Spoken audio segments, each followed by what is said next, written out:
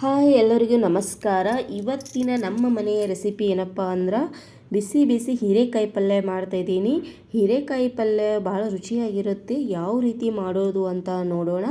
ಮೊದಲಿಗೆ ನಾನಿಲ್ಲಿ ಹೀರೆಕಾಯಿನ ಕಟ್ ಮಾಡಿ ವಾಶ್ ಮಾಡಿ ತೊಗೊಂಡಿದ್ದೀನಿ. ಇವಾಗ ನಾನು ಗ್ಯಾಸ್ ಹಚ್ಕೊಂಡು ಅದರ ಮೇಲೆ ಒಂದು ಪ್ಯಾನನ್ನು ಇಟ್ಕೊಂಡು ಅದಕ್ಕೆ 2-3 ಟೇಬಲ್ ಸ್ಪೂನ್ ಎಣ್ಣೆನ ಹಾಕ್ಕೊಂಡಿದ್ದೀನಿ.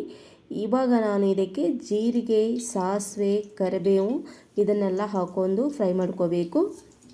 ಜೀರಿಗೆ, ಸಾಸಿವೆ ಸ್ವಲ್ಪ ಚಟಪಟ ಅಂತ ಸಿಡಿಯೋವರೆಗೂ ಫ್ರೈ ಮಾಡ್ಕೋಬೇಕು. ಇವಾಗ ನೋಡಿ ಜೀರಿಗೆ ಸಿಡಿತಾ ಇದೆ. ಈ ಟೈಮಲ್ಲಿ ನಾನು 1 ಗಡ್ಡೆ ಬೆಳ್ಳುಳ್ಳಿನ ಜಜ್ಜಿ ಇಟ್ಕೊಂಡಿದ್ದೆ, ಅದನ್ನು ಸೇರಿಸ್ಕೊತಾ ಇದ್ದೀನಿ. ಈಗ ಅದನ್ನು ಹಾಕ್ಕೊಂಡು ಬೆಳ್ಳುಳ್ಳಿ ಸ್ವಲ್ಪ ಕೆಂಪಗಾಗೋವರೆಗೂ ಫ್ರೈ ಮಾಡ್ಕೋಬೇಕು. ಜಾಸ್ತಿ ಫ್ರೈ ಮಾಡ್ಕೊಳಕ್ಕೆ ಹೋಗಬಾರ್ದು, ಟೇಸ್ಟ್ ಇರಲ್ಲ. ಇವಾಗ ನೋಡಿ ಬೆಳ್ಳುಳ್ಳಿ ಸ್ವಲ್ಪ ಇದಾಗಿದೆ.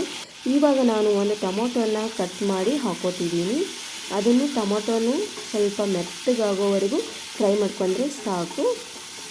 ಜಾಸ್ತಿ ಫ್ರೈ ಮಾಡಿ ಅದು ಅಷ್ಟೊಂದು ಚೆನ್ನಾಗಿರುತ್ತಲ್ಲ, ಹಾಗಾಗಿ ಇವಾಗ ನೋಡಿ ಟೊಮೊಟೊ ಸ್ವಲ್ಪ ಮೆತ್ತಗಾಗಿದೆ. ಇವಾಗ ನಾನು ಮಸಾಲನ ಸೇರಿಸ್ಕೊತಾ ಇದ್ದೀನಿ. 1 ಸ್ಪೂನು ಅರಿಶಿನ, 1 ಸ್ಪೂನು ದೊಡ್ಡ ಸ್ಪೂನಲ್ಲಿ ಖಾರದ ಪುಡಿ ಮತ್ತು 1 ಸ್ಪೂನು ಧನಿಯಾ ಪೌಡರ್, 1 ಸ್ಪೂನು ಗರಂ ಮಸಾಲ, ಇವಿಷ್ಟು ಮಸಾಲಾನ ಹಾಕ್ಕೊಂಡು ಮಿಕ್ಸ್ ಮಾಡ್ಕೋಬೇಕು. ಎಣ್ಣೆಯಲ್ಲಿ ಈ ಖಾರದ ಪುಡಿ ಅರಿಶಿನ ಹಾಕೋದ್ರಿಂದ ಪಲ್ಯಗೆ ಕಲರ್ ಚೆನ್ನಾಗಿ ಬರುತ್ತೆ. ಹಾಗಾಗಿ ಇವಾಗ ಎಣ್ಣೆಯಲ್ಲಿ ನೋಡಿ ಮಸಾಲ ಫ್ರೈ ಆಗಿದೆ. ಇವಾಗ ಸ್ವಲ್ಪ ರುಚಿಗೆ ತಕ್ಕಷ್ಟು ಉಪ್ಪನ್ನು ಹಾಕ್ಕೊಂಡು ಆವಾಗ ಮತ್ತೆ ಮಿಕ್ಸ್ ಮಾಡ್ಕೋಬೇಕು.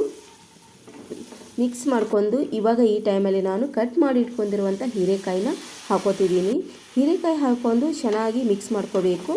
ಹೀರೆಕಾಯಿಗೆ ಇದಕ್ಕೆ ನೀರು ಸೇರಿಸೋ ಅವಶ್ಯಕತೆ ಇಲ್ಲ ಫ್ರೆಂಡ್ಸ್, ಯಾಕಂದರೆ ಹೀರೆಕಾಯಲ್ಲಿ ನೀರಿನ ಅಂಶ ಜಾಸ್ತಿ ಇರುತ್ತೆ. ಇದನ್ನು ಒಂದು 5 ನಿಮಿಷ ಕುದಿಸಿದ್ರೆ ಅದು ನೀರು ಬಿಟ್ಕೊಳ್ಳುತ್ತೆ.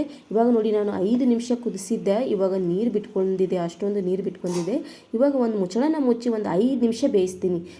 ಮೊದಲು ಒಂದು 5 ನಿಮಿಷ ಬೇಯಿಸಿದ್ದೆ, ಇವಾಗ ಒಂದು 5 ನಿಮಿಷ ನೋಡಿ ಇವಾಗ ನೀರೆಲ್ಲ ಬತ್ತಿ ಎಣ್ಣೆ ಎಲ್ಲ ಮೇಲೆ ಬಂದಿದೆ, ಹೀರೆಕಾಯಿನೂ ಮೆತ್ತಗಾಗಿದೆ.